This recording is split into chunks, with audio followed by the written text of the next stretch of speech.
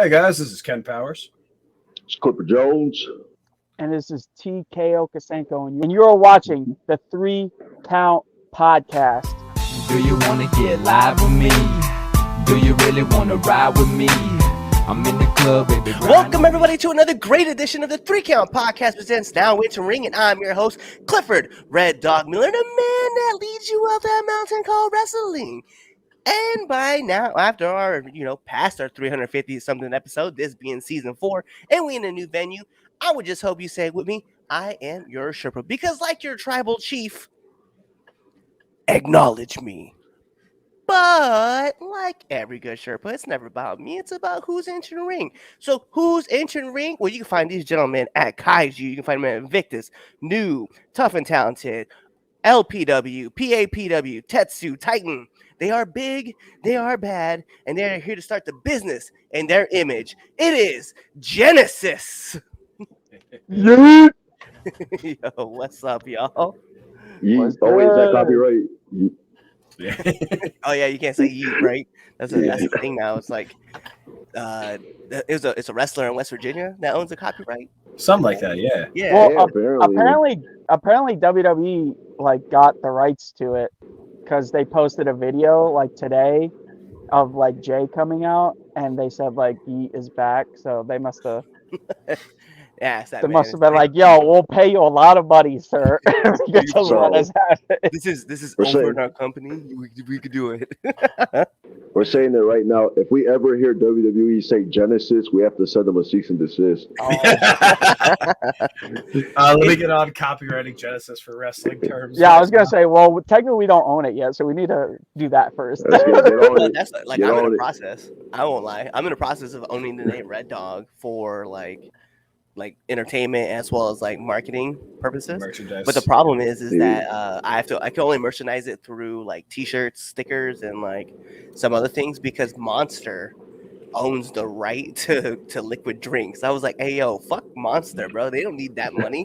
That's my name, bro. I've been running this since 2000, bro. I ain't got time for all this. Get out of But- here with that craziness.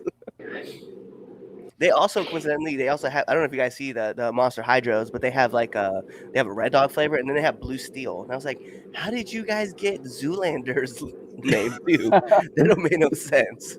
I've never seen the Red Dog Monster. I'll have to look for that one. Yeah, go look for it. It's a Monster Hydro, and then you'll find it. It says Red Dog, man. There's I think there's a violet. There's a violet color. I think Purple Passion or some crazy shit like that. I don't remember. Sorry, Monster, if I didn't get it right. I don't care either. But because you took my name. Well, hey, Yeah, you better. could always reach out and have them be a sponsor of the show. You never know. Yeah, right. Mhm. I'd be I would love to be drinking a Red Dog as Red Dog for a Monster while promoting their Red Dog. Yeah, it'd be great. It's Red Dogception. Yo, Yo, get this podcast done in half the time with a monster. 80% speed running. Mm. Yo, how are you guys doing? Because the last time I saw all of y'all, we met at Kaiju, but we've all met separately at different events. Yeah. Well, at least we met at. Well, they were both at that Yeah. Let Them Fight Invictus show. We were all there, so I'm pretty sure that's where we all just met you. Yeah, I feel because I know I met you at Invictus. I felt like you were at another event too that we just crossed paths at. Right. We really linked up at Kaiju. That was the Yeah. main bread and butter right there. Yeah. We all just kind of clicked and had fun having conversation. It was funny, man, because I went back and watched the match with Ken and I, and I could hear Cliff in the back laughing because you didn't know I was concussed. Well, I was right there with them, so you probably heard me too. The problem was at the time, I didn't know you My were laugh concussed is extremely obnoxious. I don't know what's going on. It's kind of funny though. They just fighting for the position. I'm just there. You're barely existing. I didn't know, like, because right before that happened was the big triple down. Yeah. And I can hear, like, I heard Bano like trying to, like, and the referee like trying to talk to you, like, hey, you okay? And nobody said anything. So I was like, all right, he's good to go. And then I get up and I'm just like, oh no, something's wrong. You were trying to have him throw the X. Yo, as soon as I get up though, because I heard the crowd like clapping, right? And that's where everything kind of picks up for me. I knew I got up and I was like, all right, I'm okay. I think I'm okay. And I wanted to tell you, like, hey, yo, like, I need help, right? And as soon as I touched your shoulder, you bumped, and I was like, well, this isn't gonna work. Well, I was so in that mindset. I was like, all right, come back time, let's go. And then I felt contact. And I was like, yeah. And I was like, I remember like you're like, yo, do something. I was like, bro, I'm loopy. I have no idea where we are. And then you're like, give me some shots. I was like, all right, let's go. All right, I know where we're at now. I have concussed Red Dog throwing shit. hey, it mostly was me. I grabbed him by the neck and he just had him start fucking smacking me in the gut. Like, went it down. Red down. Red down, more like it. Red down for sure. It was wild too, because like the next day, like I went back to work and then like my boss was like, hey, something's wrong with you. I was like, yeah, I'm concussed. And they're like, what? I was like, yeah. Yeah, I was terrified when you told me, like, dude, I think I'm concussed. But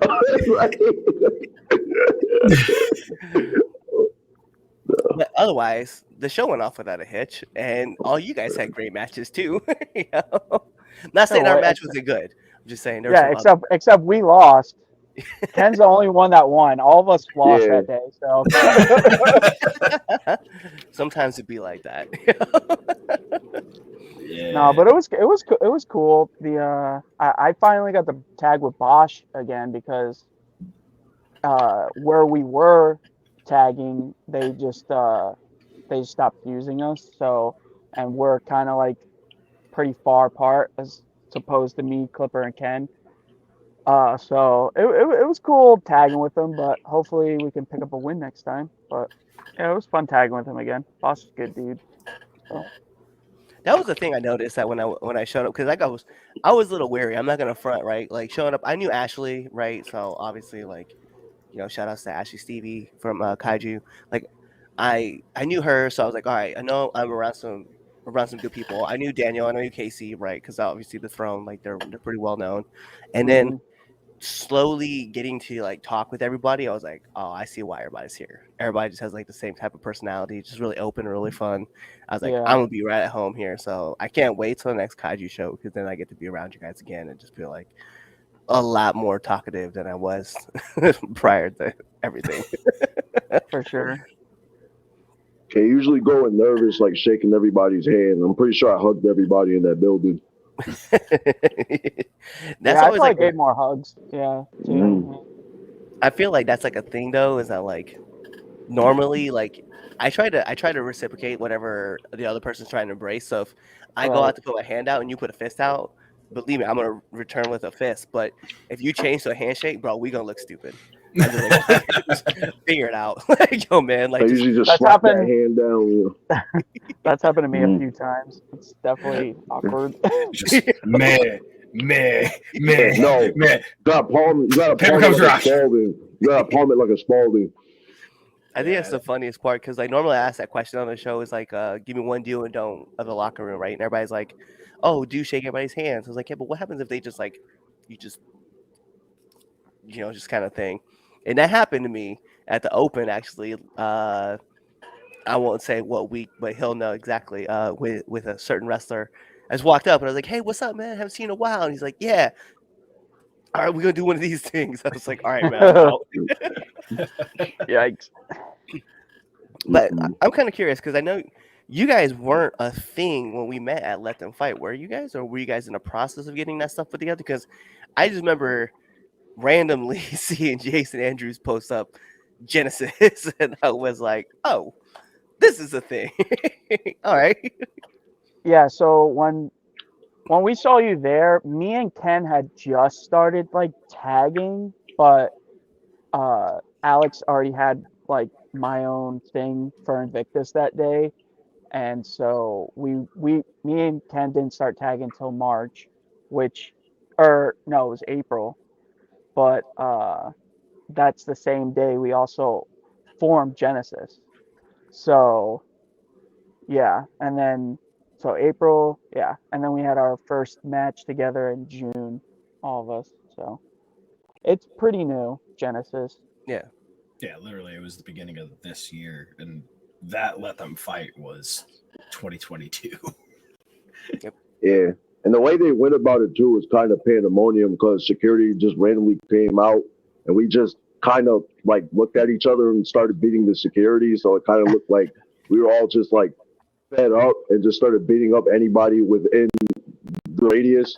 So yeah, it kind of didn't correlate, but eventually we did cut a promo where we said, "Yeah, we're Genesis." Yeah, because you guys were the OGs, right? You guys were the first ones like attached to Invictus. Yeah, Clipper was in the very first match with Wrecking Ball, and I refereed that match. And then Ken was there helping, and so yeah, we're all there at the first one. I feel like we all ran into each other too at it wasn't a Invictus show, but it was outdoors. It was in Jersey. I'm just trying to remember whereabouts in Jersey. Because Chaz and I had came up and we hung out with everybody. Kennedy was there. Kennedy Copeland was there. MCM was there. I think he had just won the ladder match for the brief. Oh my god, yeah, this is the original In Bloom. Yeah. This is the OG In Bloom with the infamous Yeah, so that was Donkey Invictus Crawl too. ladder Yeah. match. COVID Invictus. COVID Invictus. Yes, it was. It was COVID Invictus. Yeah.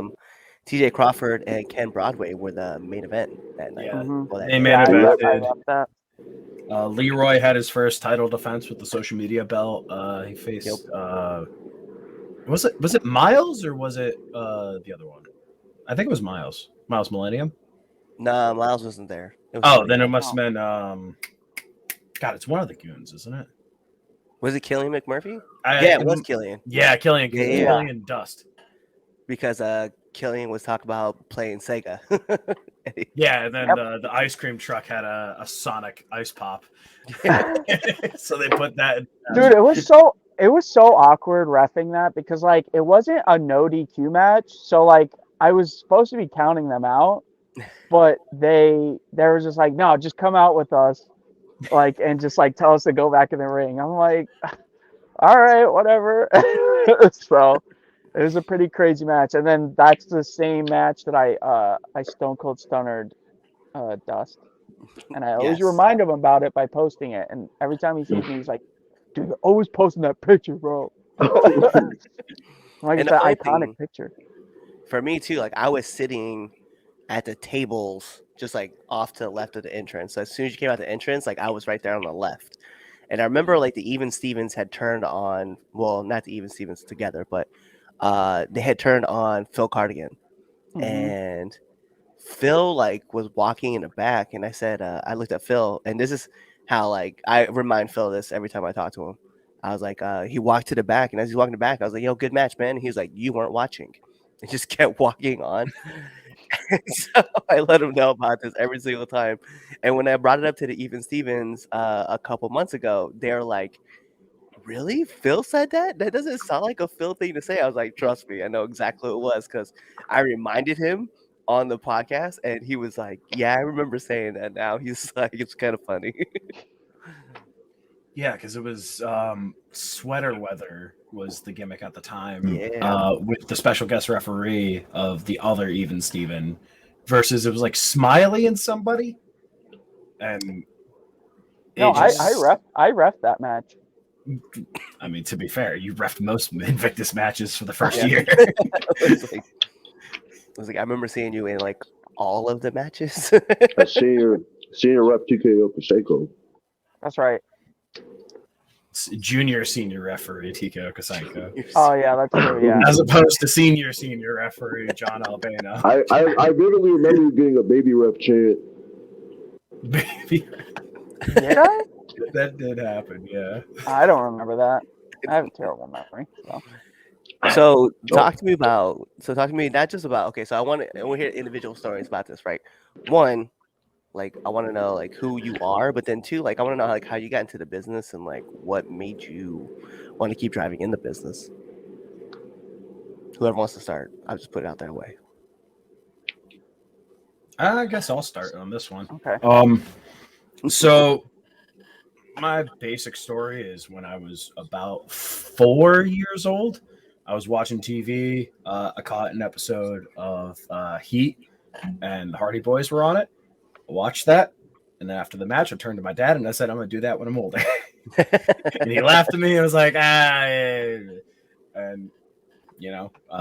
then eventually I did one shorter go around with training, about like 7 months when I was at New England Pro.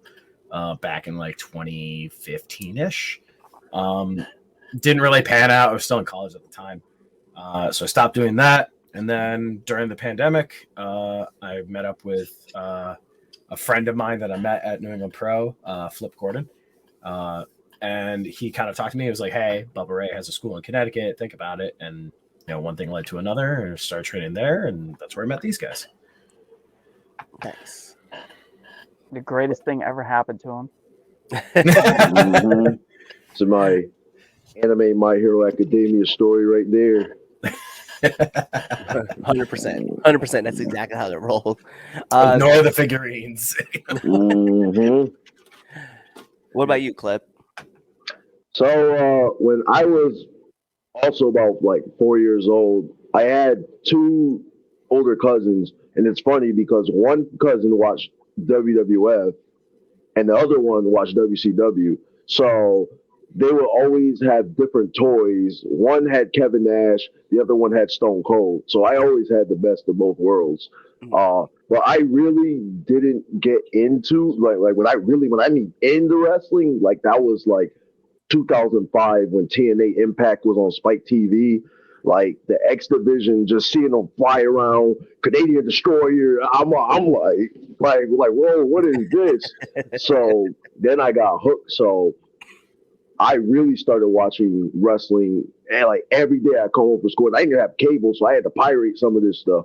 So I went with a buddy back in 2016 to my first local wrestling event, and it was Northeast. It was NEW at a baseball stadium in New York, and they had Chris Jericho there selling his book that he just came out with. So that was my first show. So he was like, "You want to come to the next show?" I was like, "Why are you asking me? I'm coming to the next show." Next show had Christian Cage and Corey Graves there. And I don't know what put it in my head, but when they ask normal questions like, "Hey kid, how you doing?" I'm like, "How do I become a wrestler?" And they said, "How old are you, kid?" I said, 22. I was like, oh, that's the perfect age. And I was like, I think Bubba has a school, Team 3D Academy, just opened up in Danbury, Connecticut.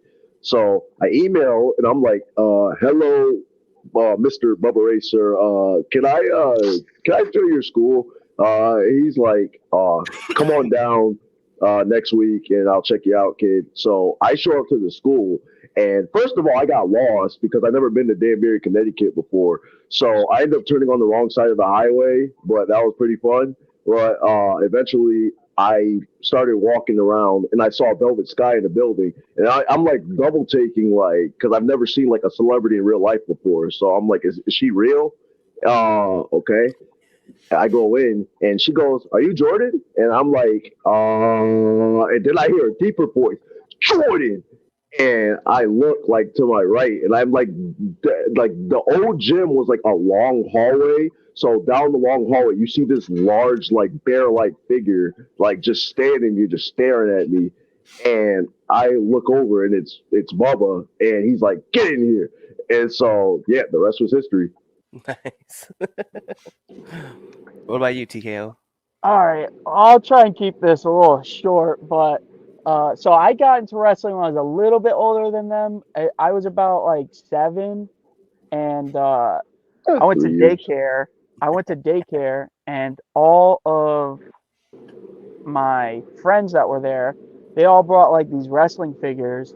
I had no idea what it was, but eventually I started playing with the wrestling toys, and then they brought in like the PlayStation Portable game, SmackDown vs. Raw 2007, which still is probably my favorite wrestling game.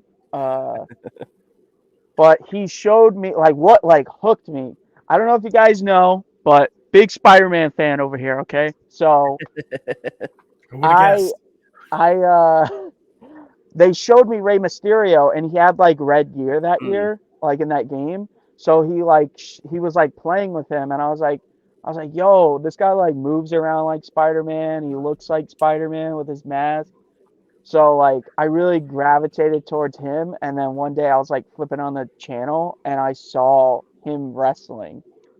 So I was like, bro, this is amazing. So then I just became a fan from then.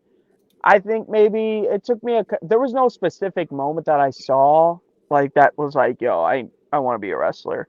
But I think I just kind of just like over the years, I'm like, I think this is something I want to do. And then when I started like traveling more and meeting wrestlers and all this, I was like, yeah, I think this is something like I really want to do.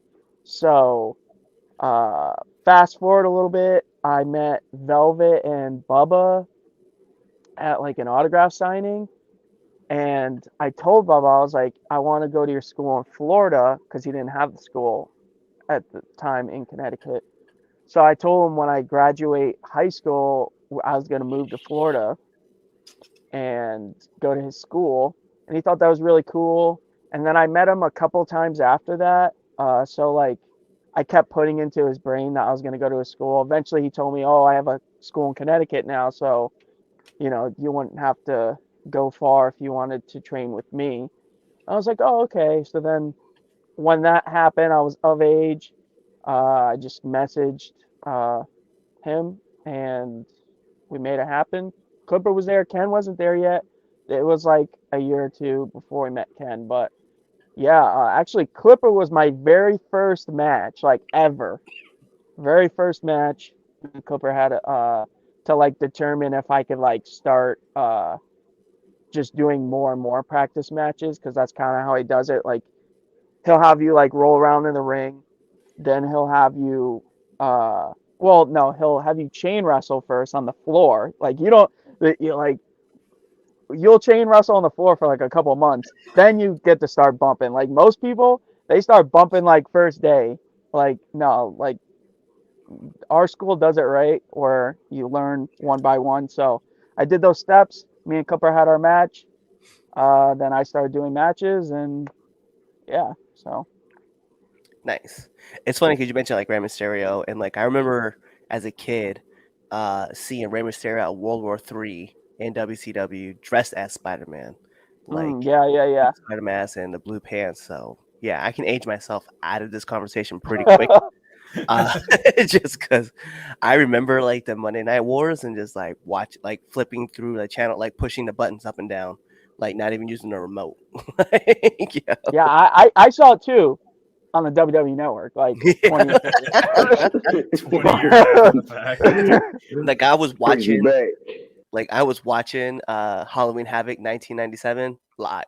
Like I didn't have to watch it on the network. I saw that match. I saw that show live, and then I forgot about a bunch of stuff about that show, and then went back and watched it recently. I was like, bro, I'll never understand. Like just for instance, right? They had the steel cage, right?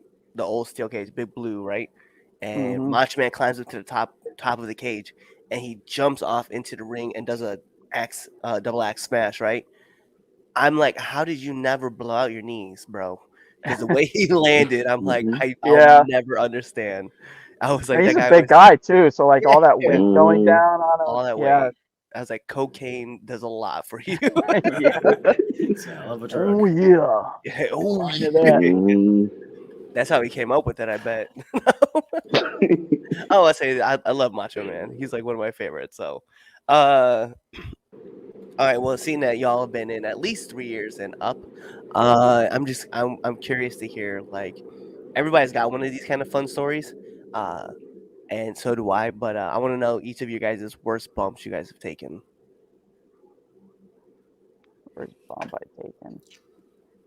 I knew mine instantly. Uh, it was, Will I be able to guess it? Will I be able to guess it? yes, you will. Is it a rumble bump? Yes. Okay, dude, this guy is the worst. He'll explain right now, but dude, he just kills me every So time. I don't care if it's a big venue or a small venue. I'm going flying out of that ring.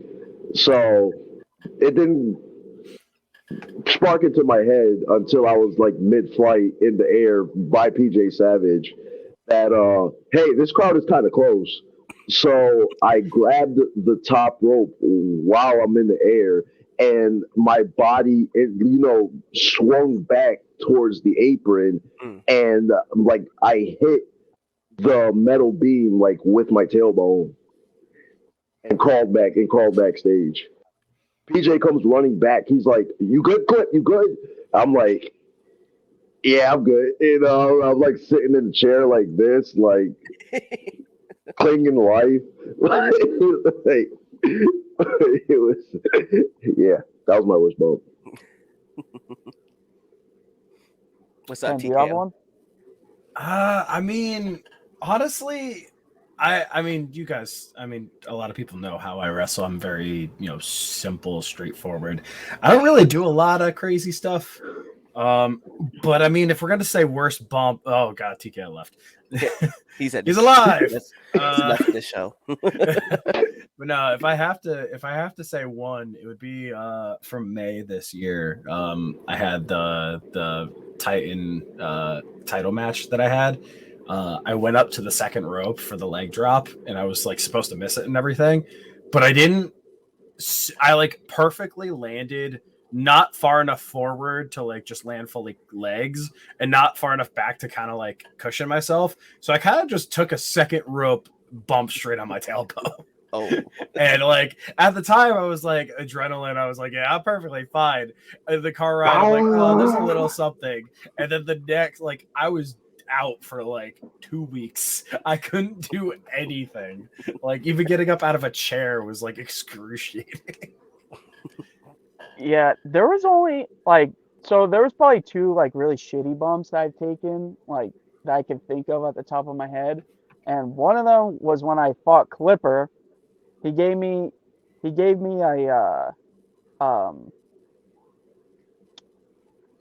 me something. I flipped over. I landed The whatchamacallit. The whatchamacallit. I hit you with the whatchamacallit. Yeah. sounds good. Pretty much he flipped me over, and I landed right on my tailbone, and it didn't hurt at the very moment, but like as soon as the adrenaline wore off, like I couldn't even walk. Like my whole back like seized up. And so like I was like bent over, and dude, we all fucking went to Dave and Buster's after, because this was after LPW show. This is where actually me and Ken like debuted us as like even a duo thing.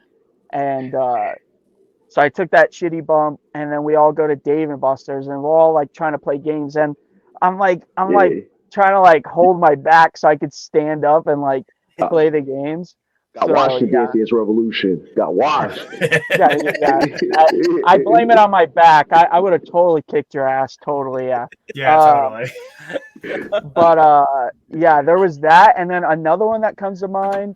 It was I did a show at NEW, and I had to wrestle Kerr, which whoever doesn't know who Kerr is, he's like pretty much like a Braun Strowman like type fucking build. So just to put an image in your head, he's a big dude, and he had me and I think Steve off and like a double like body slam, but he didn't have us like lined up. So I went down first, and then Steve off came down, and he landed right on my head. And dude, that like rang my bell. I was like, whoa! Like, it took me a minute to like kind of get back into it, but luckily that was like the end of the match. That was like the final thing that I received before I think Lucas Chase got beat. But yeah, that sucked. So those are two that come to mind, probably the worst so far. It was funny how you said like that was the last thing you took because, like after Ken and I when we had our match, everybody was like, "So how did the match end?" I was like, "Yo, the way it was supposed to." Ken threw me into a post, and I just laid in the post. I didn't want to get out. It worked out great. That all you It had worked to do out was great. It stay worked out there. incredibly. Yeah, just I didn't have to do anything. Just get shit posted, and that's So, it. Just lay in a post. I just want to know. I know you're interviewing us, but I just want to know, like, what you guys thought of that concept because you guys had an interesting match. You didn't just pin each other. It was the first person to give a power slam. Never seen anything like that, and it was. I don't And even know what I would have done. And not only that, it's first person to give a power slam in the middle of the ring. Yeah, Because we did a gimmick in the match where I pulled Bano out of the ring, and I gave him the running power slam on the outside, and then I popped up like, I won. I did a running power slam, and they were like, no, it's got to be in the middle of the ring. Dude, and Q was killing me though. I have to add, he like most of the time he was just standing there in the corner, just like watching. Like he couldn't do anything, so he just stood there the whole time until the end of the match, and then he rang the bell. That was pretty Yep. funny.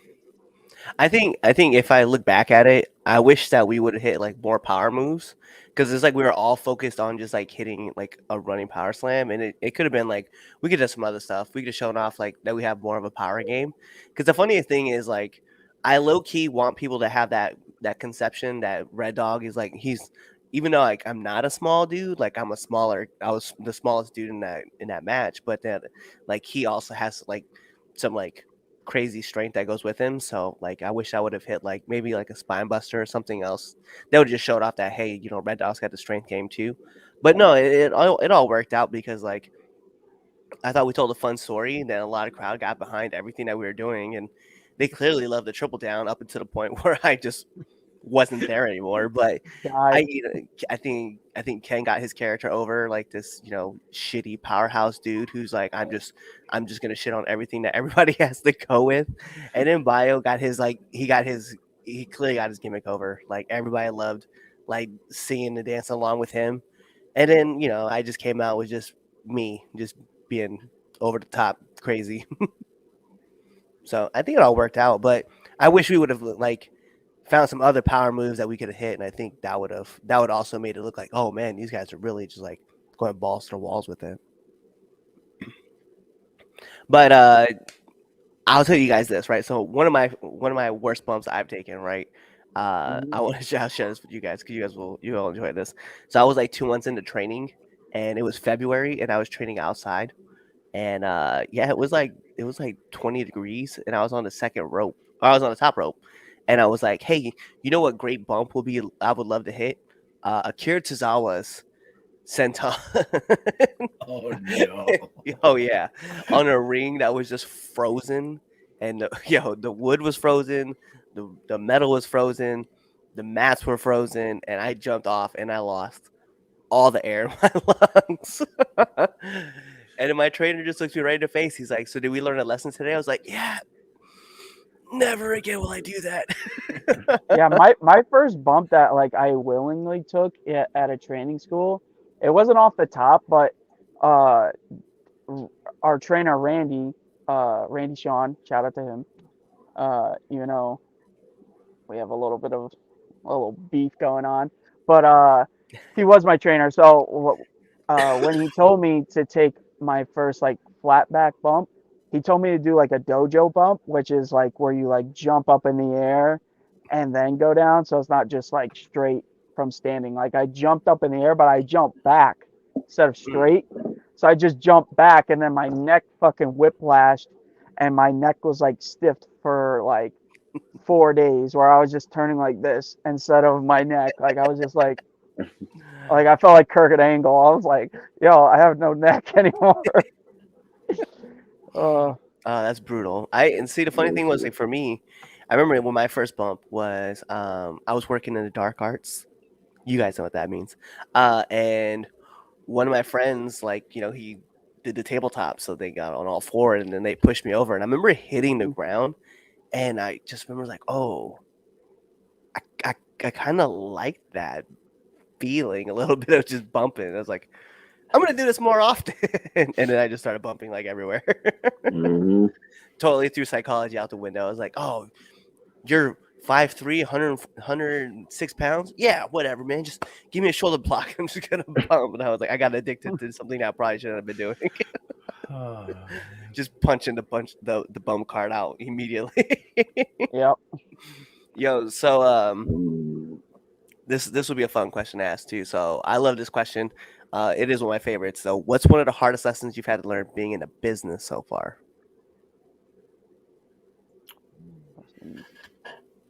That's a good one. Yeah, it's my favorite because it's mostly like a thinker kind of question where you're like, damn. Right. And then usually you'll get one that like pops in your mind. You're like, oh shit, that's right.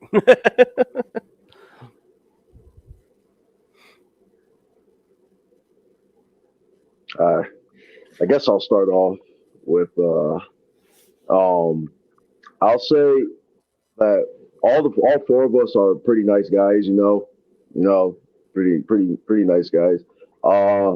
In this business, you can be a nice guy, but there will be times when you have to put your foot down to save yourself from getting walked over,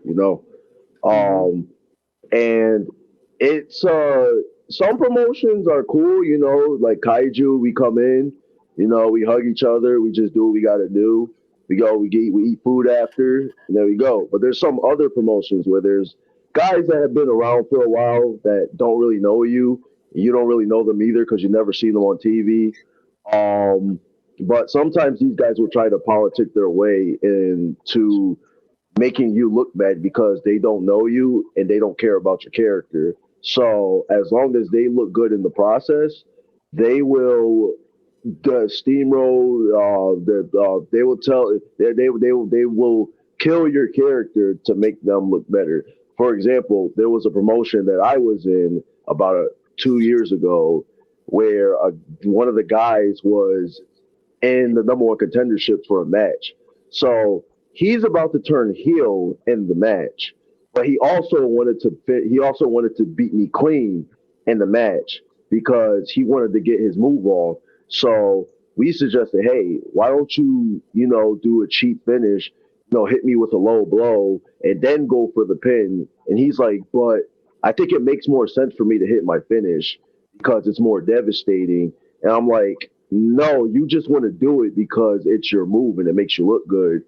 And he says, well, it's what the promoter wants. And, me being the younger wrestler, I could have just said, okay, if it's what the promoter says. But I said, this doesn't sound right. Let's go get the promoter. And his face like froze. He was like, no, you don't have to do that. You don't have to do that. And once I got the promoter's like, so which idea do you think sounds better? And I pitched him his idea and then my idea. He said, go with the other one. I was like, okay. Now I know what I have to do. It's a good lesson. I think for me, which I still feel like I'm learning because it's kind of like, how should I say it? Like, things are going to take time. So like our training, like it took time before we could start doing matches. Learning moves is going to take time because you're going to mess it up at first.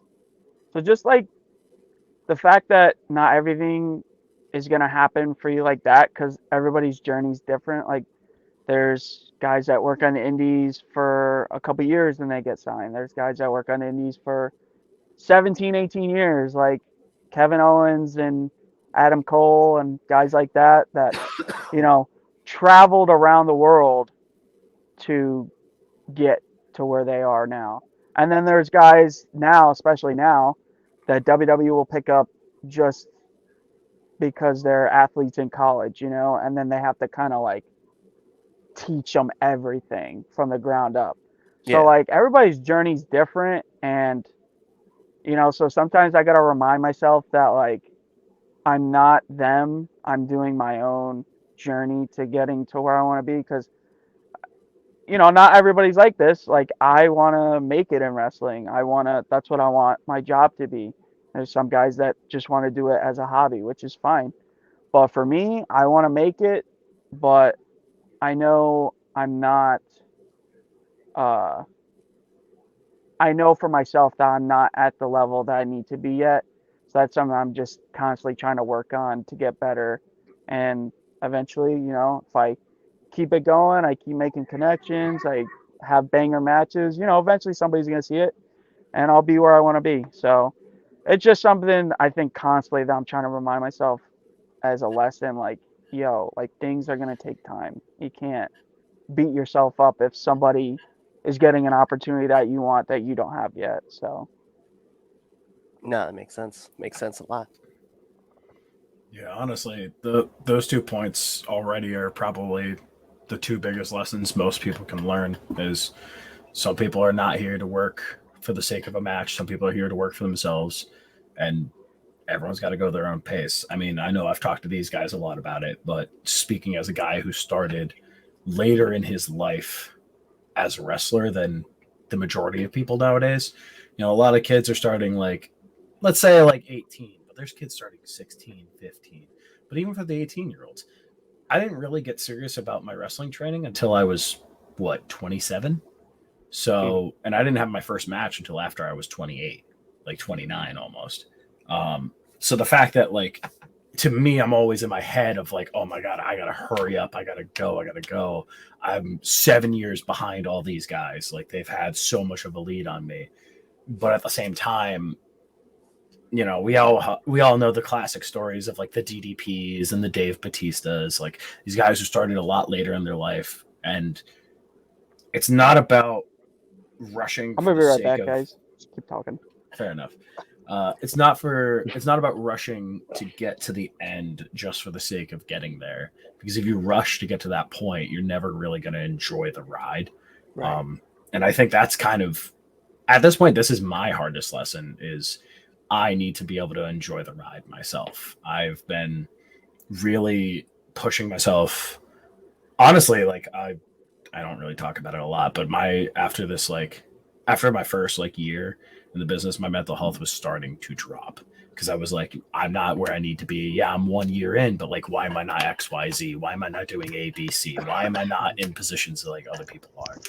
But that's my own personal hardest lessons. I need to know that I need to take my time, and I'm gonna get there. But if I try to force it too soon, I'm gonna waste the opportunity when it arrives. Yeah. It's funny because you talked about, being 28 and getting your first match.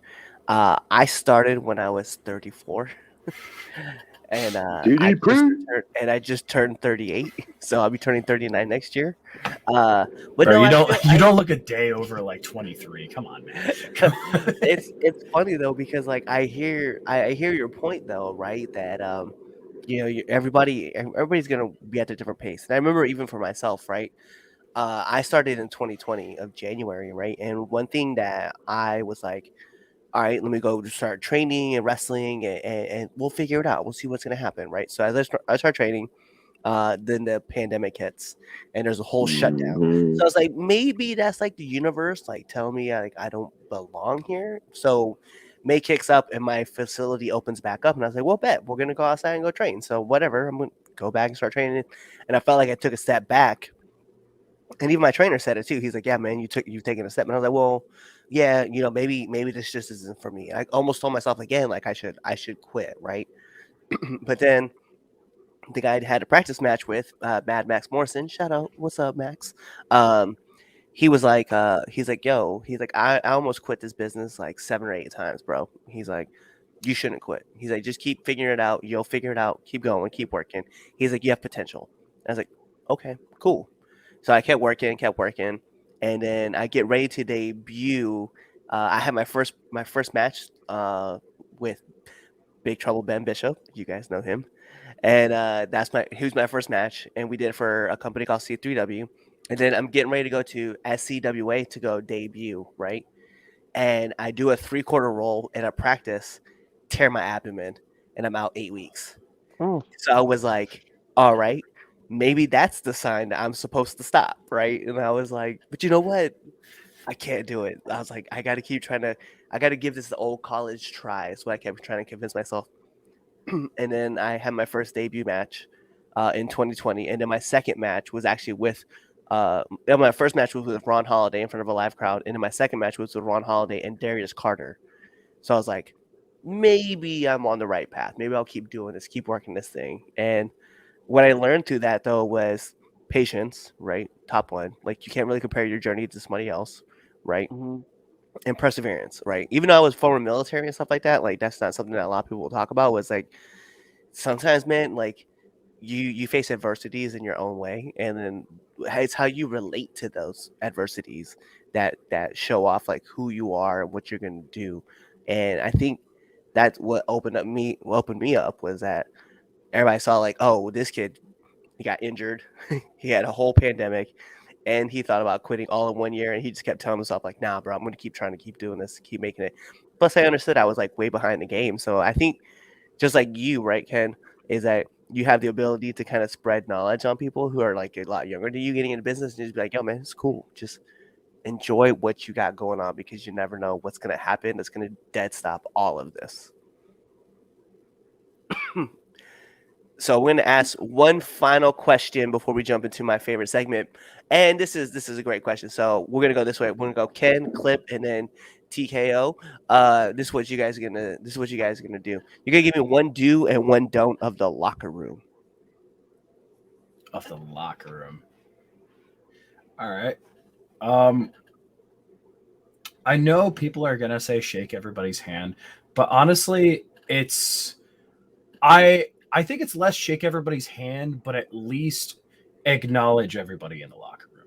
Because some people are gonna be busy, some people are gonna be talking. Like, I know some people are like, oh no, if they're busy, stand there and wait until they're not busy and then shake their hand. No, if somebody's busy and they're doing shit and you gotta go, fucking dap up everybody you can.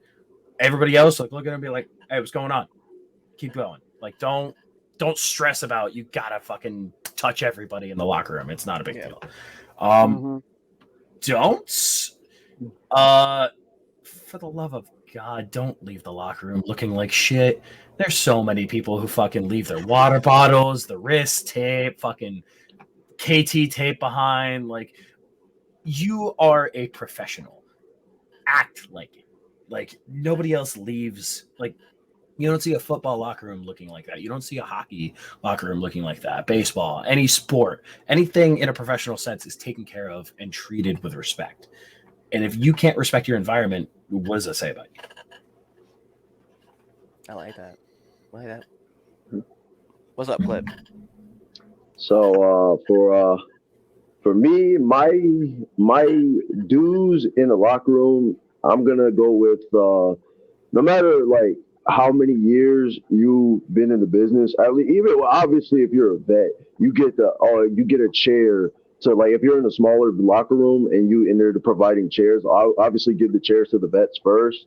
But if you're one of the vets, like one of the older trained wrestlers, and you see somebody that's sitting on the floor, like constantly stretching, back pain, like say, hey man, you need my chair, lace your boots and do that. Just be a neighbor for your fellow wrestler, regardless of how long there's been guys I've been in the locker room with that are 18 and I gave them my chair because it's like, hey, it's like you're doing the same thing I'm doing, like.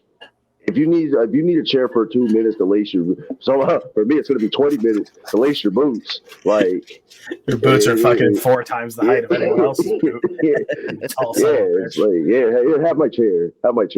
And then like if there's a crowd and you see somebody standing up, I'll also give them my chair. It's like, hey, you paid to be here, and it's like you deserve a chair. The don'ts. Let's see. What could be a good don't? I had it on the top of my head, and then I went in a long tangent. It just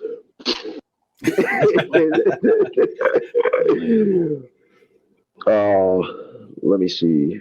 What was it? It was something good too. It was really.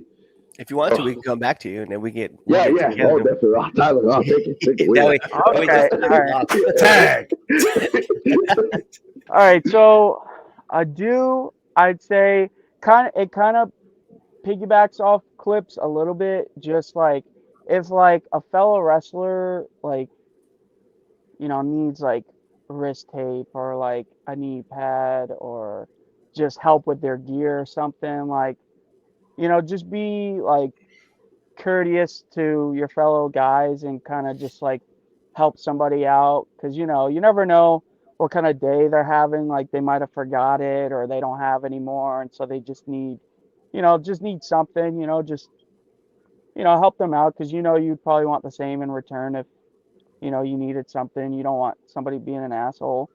So just kind of help your brothers out type thing. And then don'ts, I would say, well, one, this is kind of like a two-part. Like, one, if you're not on the show at all, like, don't be backstage, especially at some of these independent shows. Like, our locker room isn't big as is.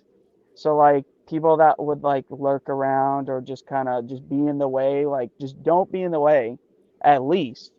But, yeah, like, if you're not on the show, you try and not just be there. And if you do, if you are on the show, kind of like not take forever to get ready, or at least just be out of the way if you are, because sometimes I'll be trying to get somewhere, and some guy's just fucking sitting there, like half his stuff's on, he's just like sitting there in front of my shit, and I'm like are you about to finish? Like, I kind of need to like get by, and no, I'll come back, and then they're still not, so shit like that gets on my nerves.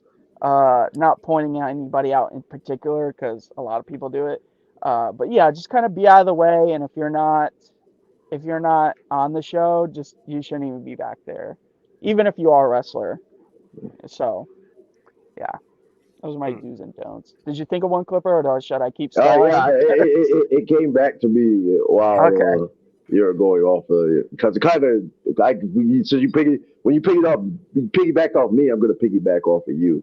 Like That's why being aware of your surroundings. If you have like a multi-man match and you're in a small locker room, just be aware, like having some sense of awareness of who's around you, because some of these locker rooms are extremely small, and if you're trying to call like a 6-man elimination match and there's a woman or somebody or anybody that has gear like next to you, like you might want to move over to the side and be like, hey, there's more space over here, let's call the match over here, so that people have more space to change. Like I had an issue with that at the last show I was at, where it was like this little tight hallway, and there was like 3 multi-man matches, and all you hear is everybody's around each other, and there's a wrestler like, hey, there's more space back here. Like he was trying to give it the hit, like there's too many people in this hallway. He's like, that show there. So yeah, just having a little sense of awareness when you're calling your matches. That's what I was getting at. No, those are all great lessons, and then I think about it too, where it's like I think about how many times I've heard multiple people try to call, a couple tag matches, and they're legitimately like in a 3-foot spot trying to call like for, an 18 by 18. You're kind of like, yeah, you guys aren't making this work out very well, so move somewhere else. All right, so we're gonna go on to the next part. It's my favorite part of the 3 Count Podcast. It is the 3 Count Podcast 10 count questions, and here's how it works. I'm gonna ask each one of you gentlemen a question. I expect the answer from each and every one of you. It's gonna be 10 questions. 10 count questions. 10 questions make sense. Yeah. So y'all down? Is it like quick fire? Yeah, buddy. Type questions? Okay. Yeah. Yeah.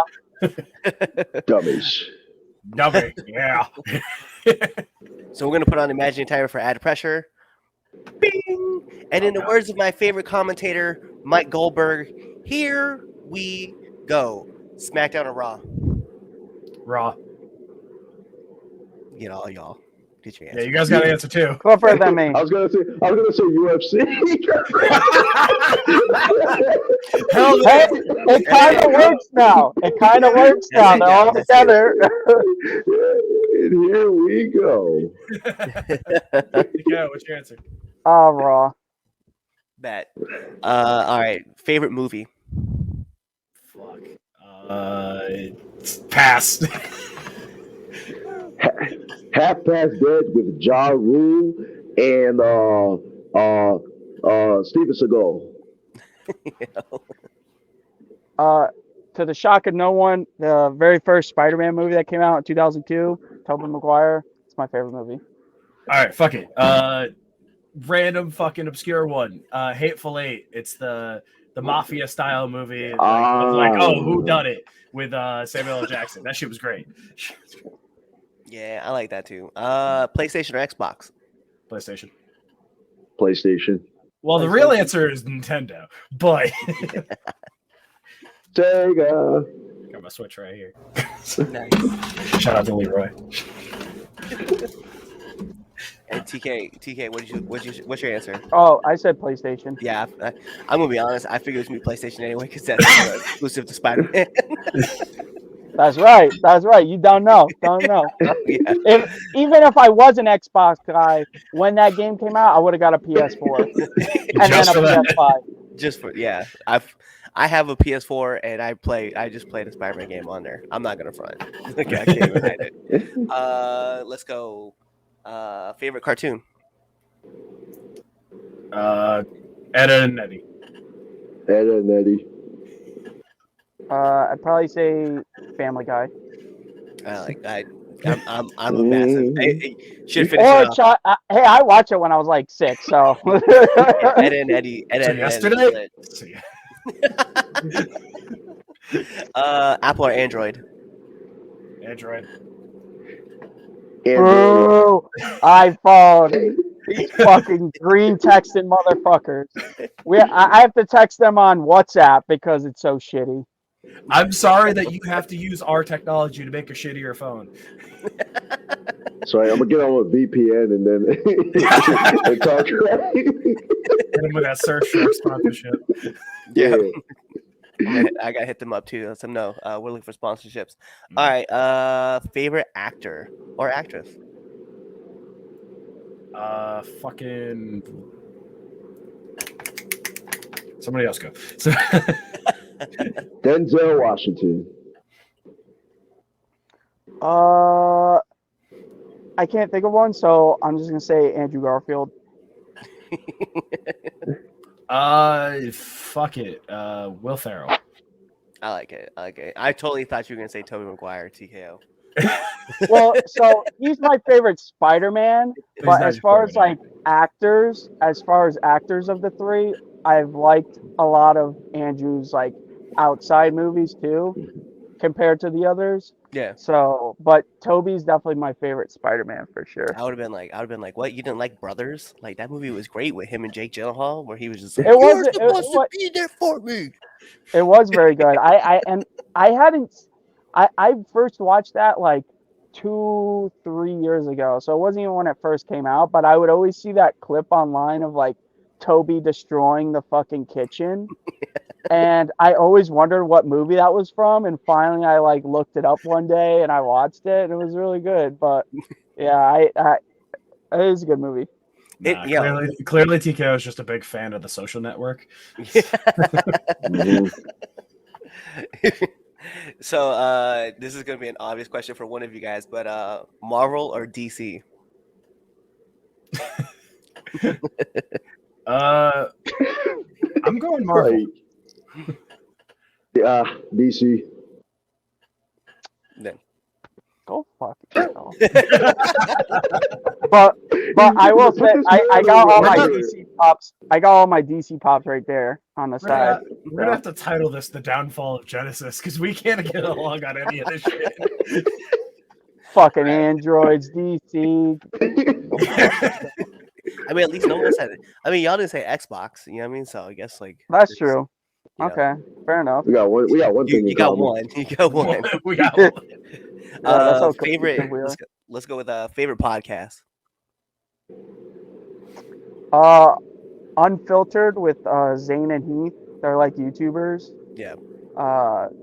That was my number one on Spotify, so I would have to say that. So Obviously, it's the 3 count pot. No, Yeah. you're getting close. But personally, I'm gonna sound like such a fucking dweeb for this. I regularly listen to the Wrestle Talk podcast. It is a group of British YouTubers who focus on wrestling news and media. So I love those guys. I'm big into the Kind of Funny Games podcast because I drive a lot and I play a lot of games, so it's good to know, like, get a review of what games are coming out, and I feel like they're the best guys to get a synopsis on the games that are coming out on a daily basis. Nice. Next question is going to be: nominate one person that you want to see on this podcast. Jason Andrews. Jason Andrews. He has been on this show. Damn it! Jason Andrews again. Jason Andrews, but part of Genesis. Yeah. Shit. Abs, yes. No, actually, we've had Abs. We've had Abs on the show. Yeah, I forgot. I forgot when I grabbed him one time. Yeah. He's been on the podcast before. I got to bring him back though. Samira, yeah, that's a good one. There you go. Have you done PJ Savage? I have done PJ Savage. God damn it! Yeah, You got all the good that's ones. Mr. Worldwide right there. Mr. 305. Yeah. I don't know I don't know if you've had her, but Zeta Steele, she's pretty new, but I listened to a podcast with her and my friend, the Wrestling Classic, and it was pretty short, but she was like pretty entertaining on it. So I don't know if she'd be in character or not, but I feel like she'd be someone fun to get on if you haven't had her. So you guys don't know this yet, but yeah, she has actually been on the show. Her episode will be out. Let's see, as we're talking about this live, it would have been like 2 episodes ago. Oh, okay. 2 or 3 episodes Well, ago. shout out to her. Have you Shout had out to Emily J on? No, you know what's so funny is I remember having a conversation with her and talking about bringing her on the show and forgetting to reach out. So yeah, I definitely I'll ask her if you Yeah. want. We talk all the time, so. bet.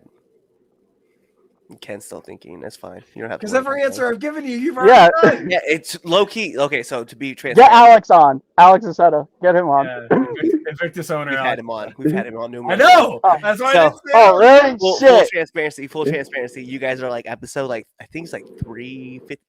You guys will tell me in the comments because I'll probably get it wrong. 354, 355, something like that. Yeah, we've had a good number of people on the show. Everybody from like MCM, like from Invictus, like everybody from MCM to Diego Trabajador. Like everybody is like I brought Damn, you everybody on got this show. Diego on here. That's how you know you got everybody.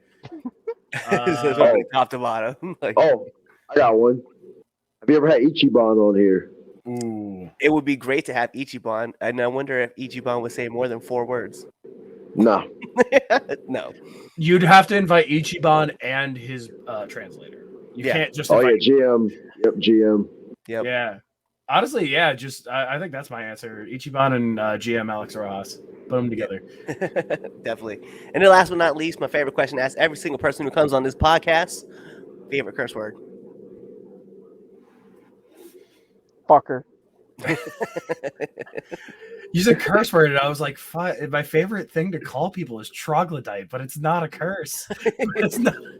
But It's turn my, it into one. it's my favorite thing to just be like, you fucking troglodyte. Like,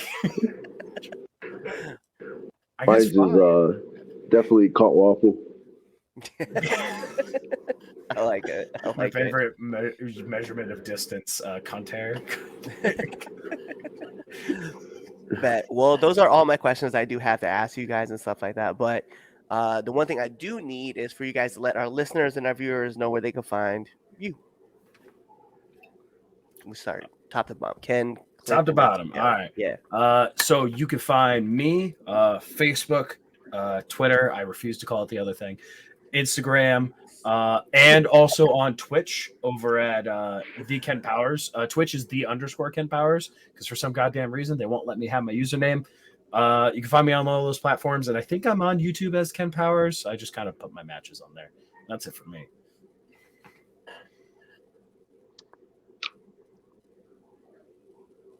Okay, you're just gonna have me go. All right. This is in reading order, top to bottom, left to right. I'll go. No.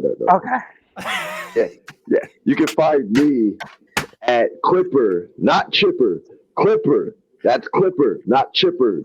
That Chipper Jones is a baseball player. I get that a lot. They're like, oh, you got a home run today? I'm like, oh, you're funny. Okay. I'm like, no, it's Clipper Jones on Facebook, Clipper Jones 365 on Instagram and Twitter. If you want to buy some merch, you can go to, I made it easy for you because it's the same as my Instagram, clipperjones365.com. Cool. And then, of course, you can follow the next big hit, TK Okusenko, on Twitter, not the other one, Instagram, YouTube, and I think everything is TK Okusenko. Like, I make it easy. So you can follow me on there. TikTok. Yep, that's right. TikTok. That was the other thing. That was the other thing. I was TikTok. But yeah, follow me on everything. Follow me on everything at TK Okusenko. But more importantly, subscribe to my YouTube channel because I'm almost at 9K subscribers. Damn. So I always post vlogs with these guys and whenever I'm traveling. So yeah, check that out and subscribe if you can. That'd be great. Well, there you have it. They told you where you can find them. They told you about their merch. They even told you like how you can find them, whether it's on Twitter or on X. Right. So anyway, like every great part of a wrestling match, we got to take this home because this is the 3 Count Podcast presents Now Into Ring, and I'm your host, Clifford Red Dog Miller, the man that leads you up that mountain called wrestling. And as your Sherpa, you know, it's never about me. It's about who's entering the ring. So who's entering? You see him right here. TKO Conseco. You have, we'll do it this way, Clipper Jones. And then right next to me, that's right, Ken Powers. And you guys know what to do. Tune into the next episode and be there, or you're legitimately just waiting for this episode to end. You're waiting for that outro. You're waiting to, choose another episode to listen to. Or you really follow us on all of our social media platforms. You subscribe to our YouTube channel. You follow us on Spotify. You're listening on Amazon. You're even checking us out on iHeartRadio or whatever their stupid jingle thing goes, right? You're buying our merch. You're telling your mom about us. You're telling your dad about us. You're telling your sister about us. You're telling your brothers about us. You're telling all your extended family. You're telling your dog. And you're telling your enemies because we love haters too. You're doing all that stuff, or you're really just waiting, like I said, for this episode to end. You're waiting for that outro, and then you're choosing another episode to listen to. Kawaii. What's going on? It is Clipper Red Dog Miller, the man that leads you up that mountain called wrestling. And what we need from you guys is just kind of show some support, right? We want you guys to go to our YouTube channel at the 3 Count Podcast, go on to our Twitch channel, 3 Count Pod, or even our Facebook page, 3 Count Podcast, and just give us a like, follow, subscribe, even give us a comment, right? Do all that cool stuff. Share it with your friends, share it with your family, share it with your enemies, right? Or you can even come talk to us and just chat us up, right? Find us on Twitter at 3count_pod. Find us on IG and on TikTok at 3 Count Pod. Go ahead and leave us those comments. We want to hear from all of you guys. We're going to keep putting on videos and stuff like that. We want to keep making this content better, so we want your guys' support. Also, if you guys want to, go support us at prowrestlingtees.com/the 3 Count Podcast, or even find us on foryourwear.com. Give us the support. Show us your guys' love because we want to give it right back to y'all. So, in the meantime, love y'all.